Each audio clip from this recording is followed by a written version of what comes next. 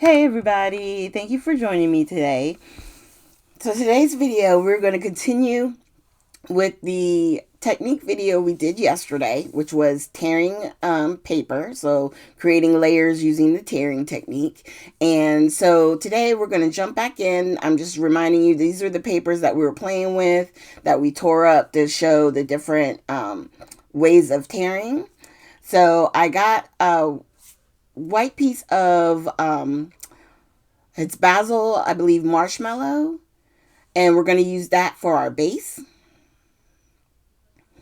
And I'm just making sure that it's 12 by 12, taking a little, oh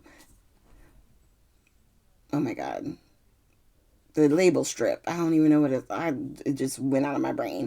But we're going to use this collection from Simple Stories. And I loved when this collection came out. I didn't get a chance to really use it, but what I love about it is the different color blocking, right? We have everything in each different color family.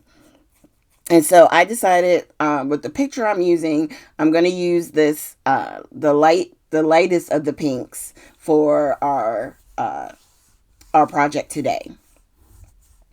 So I'm going to go ahead and kind of cut this off with the little strip, branding strip. There it is.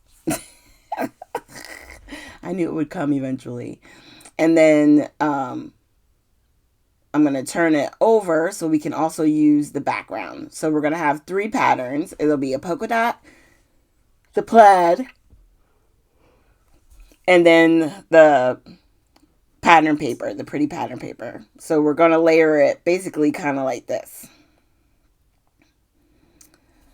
And I was looking at it and I was like, no, I don't want the plaid in the middle. I'd rather have it at the end. So that's how we're going to wind up doing it. Okay, so now we're going to start by tearing our edges, and I'm going to tear away from myself, which is creating my edge. So now what we're going to do is start tearing. The second piece, doing the same thing, tearing away. Because what we're going to do to make sure the layers are distinct, we are going to wind up inking our edges, okay? So for this purpose, I tore away from myself so you have the pattern paper and no white line. And now I'm going to grab my black soot, distress ink, well, it's the oxide, I should say. And I'm just going around the edge. And for this one, down the right and left side. Same thing for this one. Along the edge, and then on the side, the right and left sides, like that. And then the last one, I'm going to go around all 4 edges. So we're going to do around the top, and then down the sides and the bottom. And then I decided, you know what, I'm going to go around the edges of the white paper as well. And sometimes I do this and sometimes I don't. It just depends. But for this one, because they're lighter colors with the white and the light pink, I was like, you know what, let me use it so that way it ties it all in and it finishes it off. So there we go. I had a little bit of ink droppage on the other page, so we turned it around. And what I'm going to do is, when it comes to the tearings, I always try and put my tape down below it so that way I can use it to layer or stack items in beneath each of the layers. Okay, so you can see probably better on the orange there how much space I left. So that way when I put this down, I know that there's enough space for me to do all of my tucking. And then there we go. I'm just realigning it so I can make sure I have it facing exactly where I want. And then same thing, not all the way up to the top. And then we'll add our glue.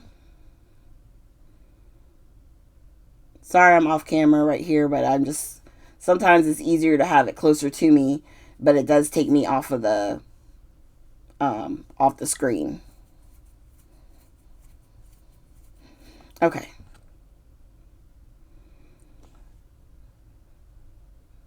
Now we're going to lay this down. Just as soon as I said the glue, it was as quick as I forgot it. And then right before I put it down, I remembered to grab it. And I do that just so I can have enough time if I lay it down and it's crooked or I don't like how it's lining up, then I can fix it without it tearing up the paper. Now on the right hand side, I did wind up cutting a little bit too short on my pattern paper, but I just added more ink so that way it's a little bit darker on that side, and I'm okay with it.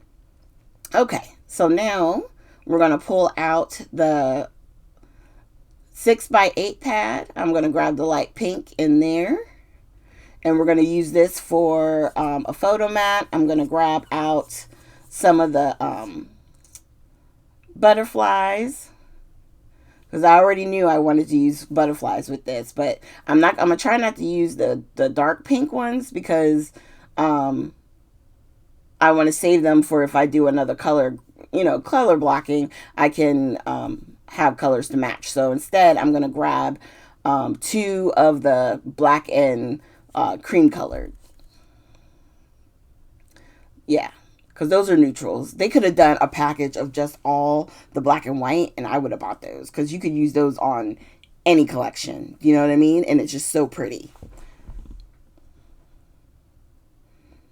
And that's when I changed my mind on my photo mat, because I thought to myself, if I use the pink on pink, you're not going to be able to see, and it's not going to let the photo stand out. So I needed to use the black. So I wound up using the black and white checkered on the back of this sheet here. So we're going to trim it down. And I'm using my Deco Edge trimmer. And I always, somehow, I try to leave a little bit extra so that when I cut, I have like my edge, it leaves it right where I need it to be. Well, of course, I cut it a little bit too small. So I'm going to cut down my photo. And so that way it'll match. All right. So as I trim that, you can see here I just pulled out a lot of the embellishments. I have chipboard. I want to say there's the stickers, all the ephemera. There's a ton of stuff that we can use. Of course, the butterflies, and I'm also going to use, I believe, the foam butterflies, because they had separate from like the words and phrases and stuff. They had just a sheet of foam butterflies, and then on the other side was all flowers, but in that foam material. They're really pretty.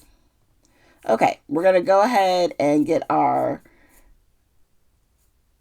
photo attached to the black plaid, and I'm just trying to get my tape runner.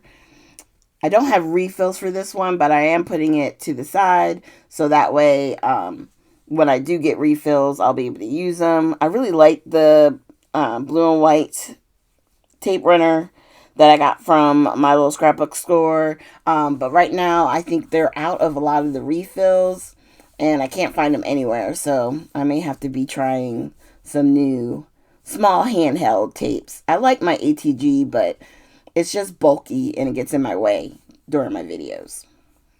Okay, sorry about this. I know it's taking a little bit, but I'm just trying to get myself together with this glue so that way we can keep on moving. All right. So now that that's attached, we can start looking at a lot of the ephemera pieces and elements that we want to put on the layout.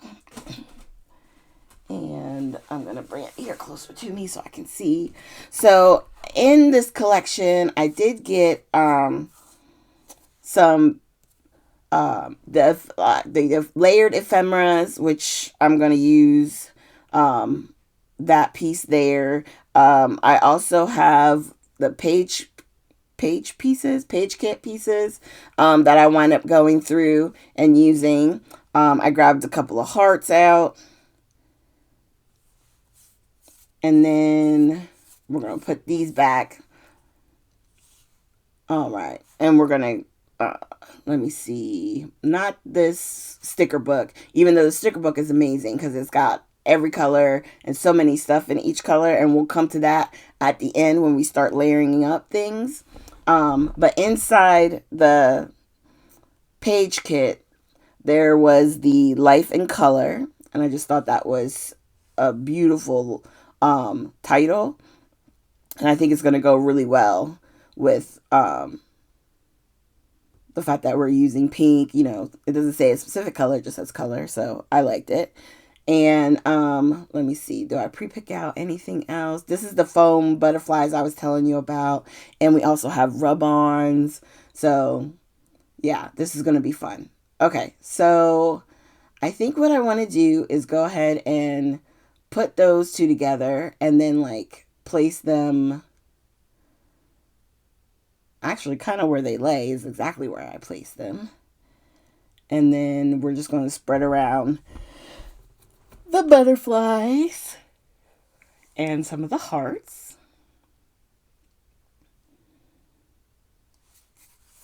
Yeah. Yeah, I like how this is going. I like how this is going. I have a love for butterflies, if you guys haven't caught on. I love the fact that they're ever changing, and then they cocoon, and then, you know, when they come to their full butterfly state, they're just gorgeous, gorgeous creatures. Okay, so now I'm cutting out the light pink section of everything that's on the rub-ons, and we're gonna figure out exactly where we're gonna put everything. So I'm gonna rub on a heart. We're gonna rub on I think quite a few hearts actually, and that big butterfly with the flower. We're gonna wind up putting that up above where the photo is. It's gonna be really pretty there, almost like it's coming out from underneath the photo. I love it. Love it. And there is a hello that I put right there, just below that first little tear line. And I'm just using one of my tools from 49 and Market. I think it works well for, you know, using rub-ons. So, but use whatever you got. You know what I mean? If you want to use a bone folder, if you want to use a stylus, however, you just want to rub so that way that gets attached to your project, okay?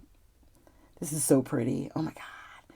And while I needed a break from my hand for a moment, I'm going down the middle of each butterfly and putting glue. I try not to put it on the left or the right, so that way if I want to kind of lift up the wings, it'll work.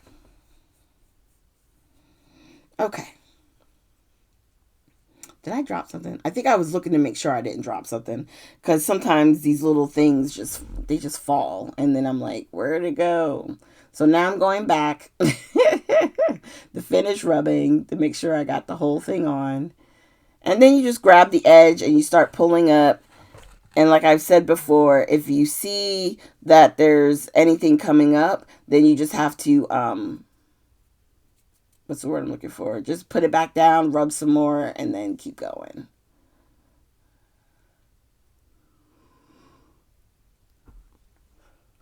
All right, and then that's where we're going to put our photo. We'll go ahead and tape that up. I'm not going to pop up the photo at all. I just glued it straight down. I just think it's perfect. Boom. And really, we could have left it just like this. But we're going to do a little bit more. All right, so let's go ahead and get this down.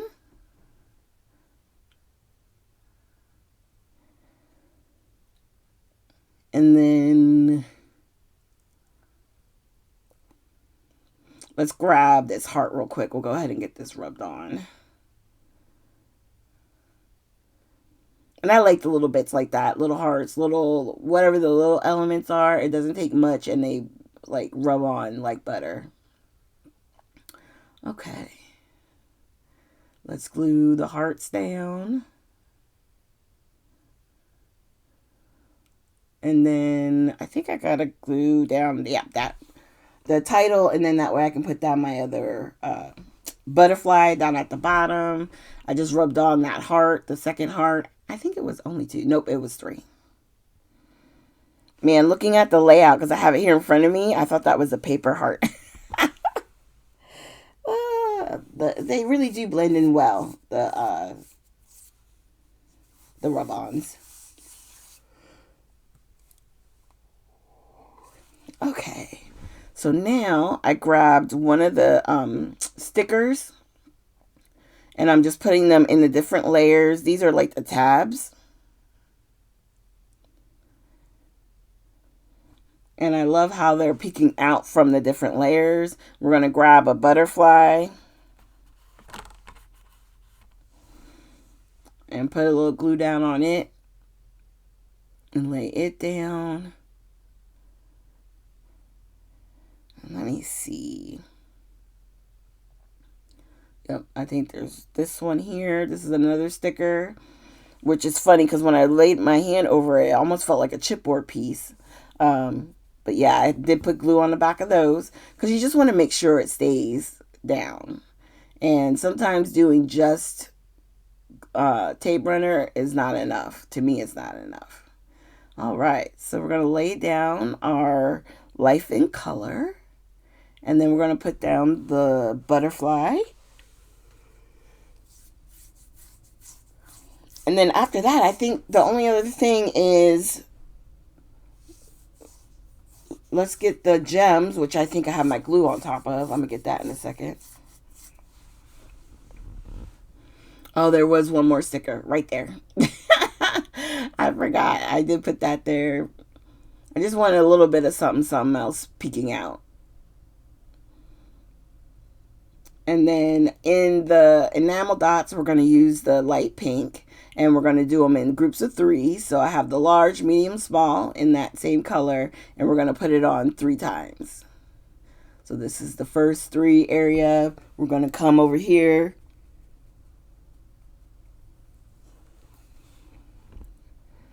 Right by the word color. And then we'll do up here by the butterflies on the top right. At first, I was just going to do the 6. And then I was like, nah, you got to put some more down. I like the odds, so let's use it. And there's still 3 left of the light pink that if you wanted to use it on a different project, you still can. And now it's going to be time to get ready to splatter. One of my favorite things to do at the end, though I like the layout the way it is. The splatters just give it a little bit of something where it's not the stark white in the background, which I like. I love my fossilized amber spritz. It's one of my faves. I so need to get like 2 or 3 backups because I have a funny feeling that sometimes, eventually is going to be where we can't get it anymore, and that would break my heart because that is like one of the perfect golds.